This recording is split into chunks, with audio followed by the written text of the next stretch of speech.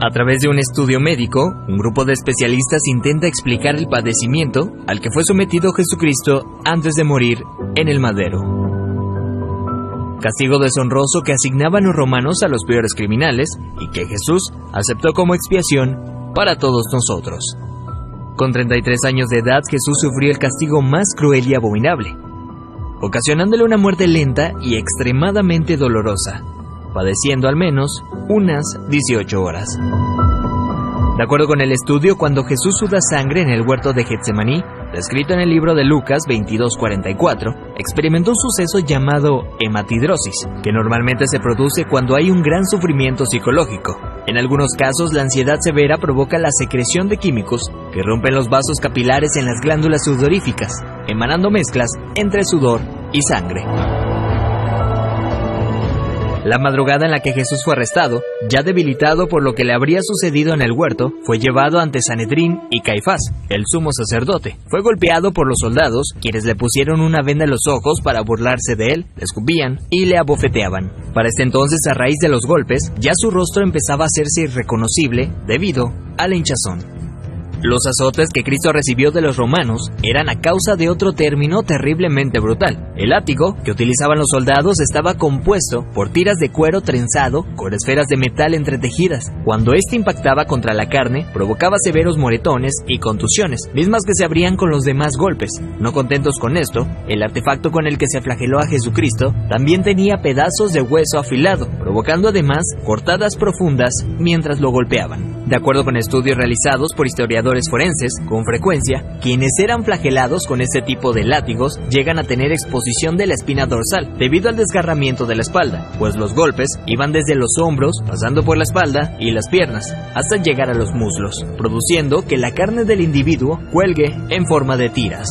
Mientras sucedía, en el interior de la persona, en este caso Jesucristo, se experimenta un dolor tan grande que debió llevarlo a una conmoción hipovolémica, es decir, que la persona a raíz de la gran pérdida de sangre sufre de taquicardia, pues el corazón acelera su ritmo intentando bombear una sangre que ya no existe, lo que a su vez conlleva una baja presión sanguínea, dando paso a la pérdida de la conciencia. Al mismo tiempo, los riñones dejan de producir orina para mantener el volumen restante. Las personas empiezan a sentir una sed intensa, como reacción del cuerpo para intentar reponer la sangre perdida. Para este entonces Jesús estaba tan débil que caminar debió ser extremadamente difícil. Aún así tuvo que cargar el pesado madero de aproximadamente 75 kilogramos hacia el lugar de su ejecución. Durante el trayecto nuestro Señor fue humillado, escupido, despreciado por la multitud hasta que se desplomó. Evento que sirvió para que un soldado romano le diera la orden a Simón que llevara el madero un tiempo por él.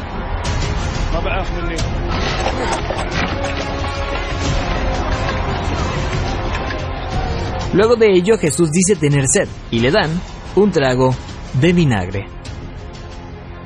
Los criminales condenados a esta pena eran amarrados. No obstante, a Jesús le clavaron de forma horizontal, con las manos abiertas. La vega llamada patíbulum aún no se había unido al madero, colocado de forma vertical permanente. Los clavos que se usaban para este hecho eran de entre 13 a 18 centímetros de largo, afilados en punta, con el objetivo de que éste atravesara el nervio mediano. Al romperse ese tendón y poner las muñecas clavadas, Jesús fue forzado a utilizar todos los músculos de su espalda desgarrada para poder respirar.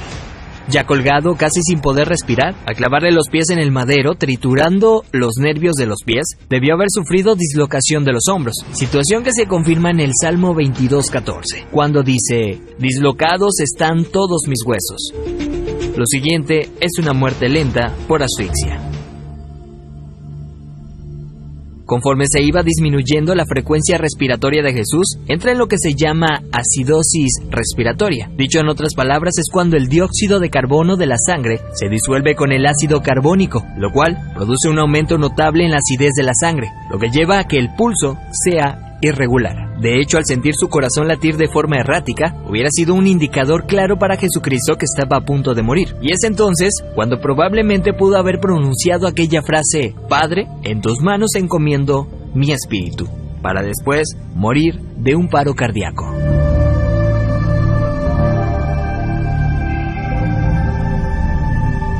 A diferencia de otros crucificados, los huesos de Jesús no fueron quebrados. Esto lo hacían para evitar que las personas que pasaban por esto subieran las piernas hacia arriba y con estas se ayudaran para poder respirar. Así, la muerte era rápida en cuestión de unos minutos. Sin embargo, Jesús no pasó por esto, y se sabe porque en registros romanos, allá 2 años después, soldados describen el hecho, confirmando lo que ya estaba predicho en el Antiguo Testamento acerca del Mesías, donde se menciona que ningún hueso será quebrado. Salmos 34:20. Según dichos registros, un soldado romano clavó en Jesús una lanza en el costado derecho para confirmar su deceso. La lanza penetró el corazón. Por tanto, cuando sacó la lanza, del orificio salió un fluido claro como el agua, seguido de un gran volumen de sangre, tal como lo describe el apóstol Juan en su Evangelio, testigo presencial de los hechos. De acuerdo con la medicina, está más que evidenciado el sufrimiento que Jesús fue sometido siendo inocente. Eso es lo que sufrió el Hijo del Hombre para que tú y yo tengamos acceso al Padre y seamos perdonados. Veracidad News.